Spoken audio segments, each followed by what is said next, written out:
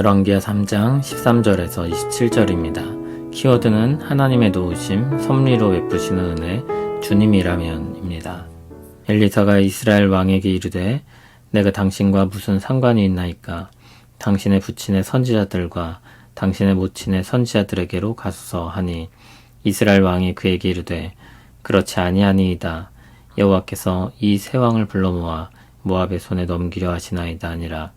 엘리사가 이르되 내가 섬기는 만군의 여호와께서 살아계심을 두고 맹세하노니 내가 만일 유다의 왕 여호사밧의 얼굴을 봄이 아니면 그 앞에서 당신을 향하지도 아니하고 보지도 아니하였으리이다.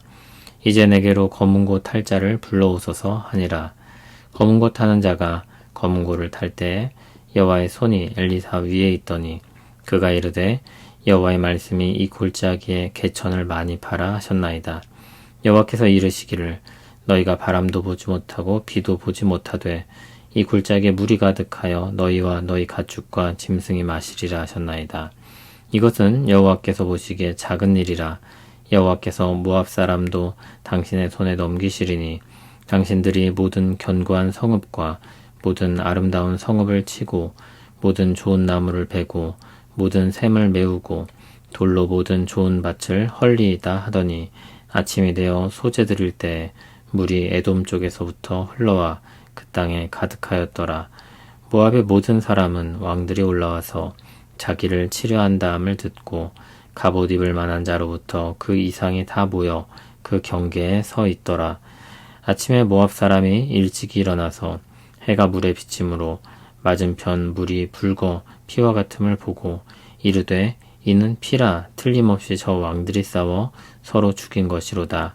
모압 사람들아 이제 노략하러 가자 하고 이스라엘 진에 이르니 이스라엘 사람이 일어나 모압 사람을 쳐서 그들 앞에서 도망하게 하고 그 지경에 들어가며 모압 사람을 치고 그 성읍들을 쳐서 헐고 각기 돌을 던져 모든 좋은 밭에 가득하게 하고 모든 샘을 메우고 모든 좋은 나무를 베고 길하레셋의 돌들은 남기고 물매꾼이 두루다니며 치니라. 모압 왕이 전세가 극렬하여 당하기 어려움을 보고 칼찬 군사 700명을 거느리고 돌파하여 지나서 에돔 왕에게로 가고자 하되 가지 못하고 이에 자기 왕위를 이어 왕이 될 마다들을 데려와 성 위에서 번제를 드린지라. 이스라엘에게 크게 경노함이 임하매 그들이 떠나 각기 고국으로 돌아갔더라. 아멘. 북이스라엘 왕 여호람과 남유다 왕 여호사밧 그리고 에돔 왕이 엘리사를 만나러 갑니다. 모압을 치러 가는 길에 보급이 끊어지고 패배의 그림자가 들이온 그때 새 왕이 하나님의 뜻을 찾고자 했습니다. 그것을 주도한 것은 여호사밧이었습니다.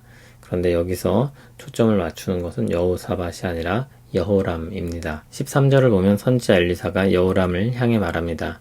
그는 선지자 엘리야가 아합과 대립했던 것을 알고 있었습니다. 그런데 이제 와서 무슨 도움을 받겠다고 온 것이냐며 냉담하게 반응합니다. 그의 부모의 선지자들에게 가라고 말하며 거부합니다. 그러자 여호람은 그렇지 아니하니이다 라고 하며 하나님의 뜻을 묻고자 합니다.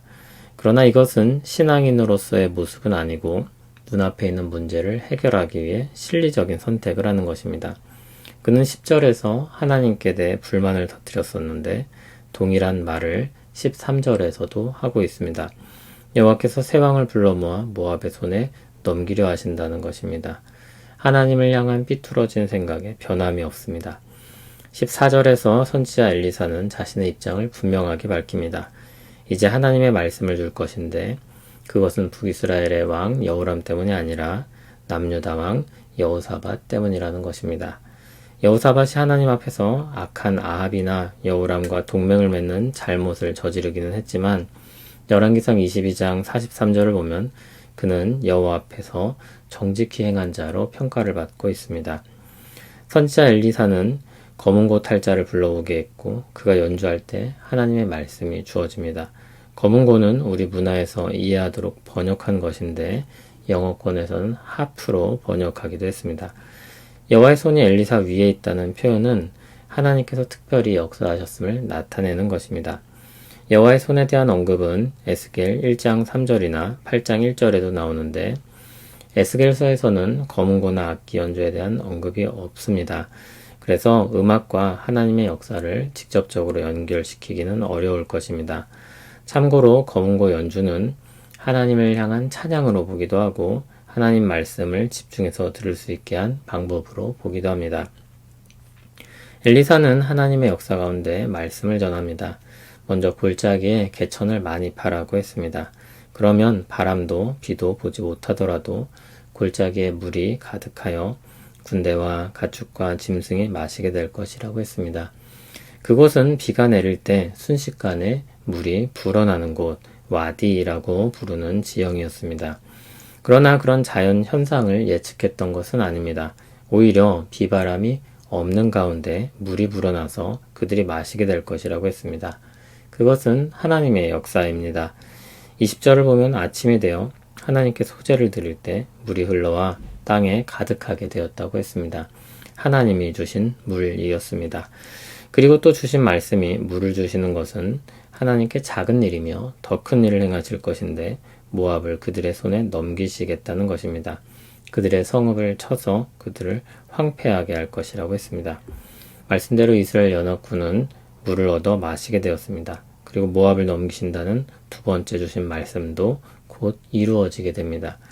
모압 사람들은 이스라엘 연합군의 소식을 듣고 군대를 모아 국경에서 적군을 맞을 준비를 했습니다.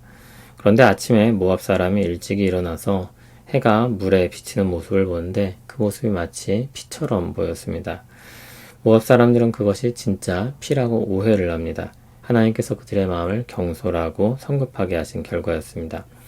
모압 사람들은 그들을 치러왔던 연합군이 서로 싸워 죽인 것이라고 확신했고 전리품을 챙기러 가자고 말하며 나섰습니다.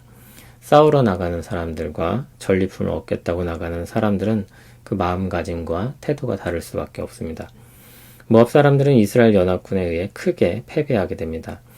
연합군은 그 기세를 몰아 모압으로 쳐들어갔고 그 성읍들을 쳐서 헐고 좋은 밭들을 망가뜨리고 샘을 막아버리고 좋은 나무를 뱄습니다.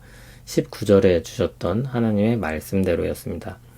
그런데 길하레셋에 돌들은 남겼다고 했습니다. 길하레셋은 모압의 수도였고 쉽게 정복되지 않는 곳이었습니다.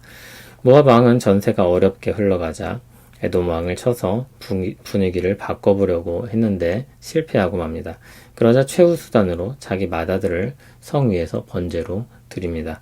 인신제사를 드려 자기들의 신 그모스에게 도움을 받고자 한 것입니다.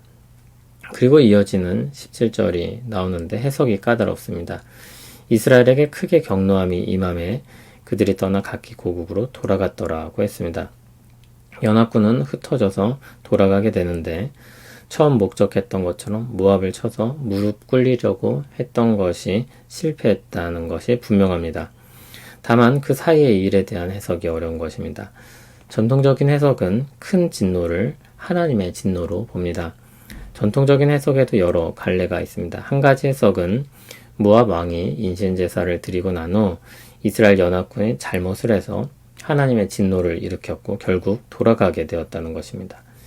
이스라엘은 모압이 인신제사를 행하는 것을 보고 그모스 신의 도움을 받게 될 것을 두려워했고 그로 말미암아 하나님의 진노를 얻게 되었다는 것입니다. 다른 해석으로는 인신제사를 드리는 것을 보면서 이스라엘 사람들의 생각에 모압에 하나님의 진노가 내려질 것이라고 여겨서 그 진노에 휩쓸리지 않기 위해 서둘러 철수했다는 것입니다. 그것과 약간 비슷한 견해가 있는데 하나님의 진노가 거기 임했으니 더 이상 싸울 것이 없고 돌아가라는 하나님의 메시지였다는 것입니다. 큰 진노를 사람의 진노로 해석하기도 합니다. 모압 왕이 자기 맏아들로 제사하는 것을 본 모압 군대가 격분하여 일어났고 그 기세를 보고 연합군이 겁에 질려 퇴각을 했다는 것입니다. 어느 쪽이든 하나님이 허락하신 것은 거기까지였고 이스라엘은 목적을 이루지 못하고 돌아간 것은 동일합니다. 한 가지 주의할 것은 인신제사의 효과가 발휘되어 그모스 신의 진노로 전황이 바뀌었다는 해석은 받아들일 수 없습니다. 정리하면 이스라엘은 하나님의 도우심을 받아 진격할 수 있었고 하나님의 말씀대로 큰 승리를 얻게 되지만 하나님의 허락하신 승리는 이스라엘의 목적에는 미치지 못했다고 할 수 있습니다. 오히려 여호람의 처지는 하나님의 진노 아래 놓인 상황이었으니 바람 앞에 등불과 같다고 할 수 있을 것입니다. 이스라엘 연합군이 입은 은혜는 여호사밧의 신앙으로 말미암은 것이었습니다. 하나님의 섭리는 하나님의 지혜와 능력으로 이루어집니다. 사람의 마음을 흡족하게 하는데 목적이 있지 않고 하나님께서 자비와 공의로 뜻하신 바를 이루는데 목적이 있습니다. 그 기준을 두고 볼 때 복잡해 보이는 일들이 다소 단순하게 정리될 수 있습니다. 북이스라엘 왕 여호람이 어떤 마음으로 모압을 치러 일어났습니까? 모압을 향하는 여호람의 마음에 있는 바라는 일은 무엇이었습니까? 조공을 더 이상 바치지 않고 배반한 모압을 벌하고 다시 무릎을 꿇려 조공을 바치게 하는 것입니다. 그리고 북이스라엘 자신들의 위상을 높여 국제 정세 속에서 높은 위치를 점하는 것입니다. 하나님께서 그런 여호람의 마음을 만족시켜 주십니까? 그렇지 않습니다. 여호람은 원하지도 않는 하나님의 선지자 앞에 서게 되었습니다. 그런데 그 앞에서 망언을 일삼았습니다. 그때 하나님께서 분명히 말씀하시기를 여호람 때문이 아니라 여호사밧 때문에 도우신다고 하셨습니다. 하나님께서 이스라엘 연합군을 도우셨던 것은 자신을 섬기는 여호사밧을 위함이었습니다. 하나님의 백성을 위하는 역사로 말미암아 북이스라엘과 에돔이 혜택을 받게 되는 것입니다. 주님의 백성이 기도함으로 말미암아 그들이 속한 나라에 평안이 있을 수 있는 것처럼 하나님이 자기 백성을 도우시는 일 가운데 그 은혜를 함께 누리는 사람들이 있는 것입니다. 그러면서도 하나님은 여호람이 바라는 일, 자신들을 높이고 누리고자 하는 것에 대해는 허락하지 않으십니다. 그렇다고 해서 또 모압이 그모스 신을 따라 행하는 일들이 마치 정당한 것처럼 여겨지게 하지도 않으십니다. 모압 왕의 인신제사는 쓸모없고 어리석은 희생에 불과했습니다. 그의 헌신적인 제사로 인해 결과가 달라진 것이 아닙니다. 성경은 언제나 우상에 대한 섬김이 헛되다는 것을 드러냅니다. 이 역사의 굴곡과 결과는 모두 하나님의 손 아래 이루어진 것입니다. 하나님은 자기 백성을 위해 역사하십니다. 그리고 그 은혜의 여파가 곁에 있는 사람들에게까지 미치기도 합니다. 사도 바울이 폭풍으로 말미암아 파손하게 될 때 그와 함께한 사람들이 생명을 건질 수 있었던 것처럼 하나님의 사람 곁에서 은혜를 입는 일들이 있는 것입니다. 어떤 사람들은 감히 하나님을 좌지우지할 수 있을 것처럼 주장합니다. 대체 그런 어리석은 용기가 어디서 나오는지 모르겠습니다. 주권과 지혜와 능력은 하나님께 있습니다. 우리는 하나님의 뜻을 받들어 따르고 섬기는 것이 지혜로운 것입니다. 하나님을 향한 경외심이 없으니 망언을 하고 어리석은 길로 치닫는 것입니다. 하나님을 경외하고 겸손히 행하는 사람들은 그와 같은 어리석음에 빠지지 않습니다. 하나님의 뜻을 계속해서 묻고 확인하며 겸손히 그 뜻을 따라서 행하는 것입니다. 말씀 가운데 드러내신 하나님의 뜻과 마음을 살피고 하나님께서 행하신 역사들을 돌아보며 지금 여기서 나의 현실 가운데 어떻게 역사하실지 기대하는 것입니다.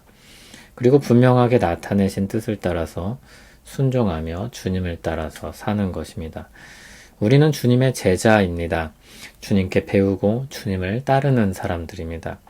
우리 주님은 항상 선하고 의로우시며 지혜와 능력으로 역사를 이끌어 가십니다. 그러므로 주님을 따르는 것이야말로 지혜입니다.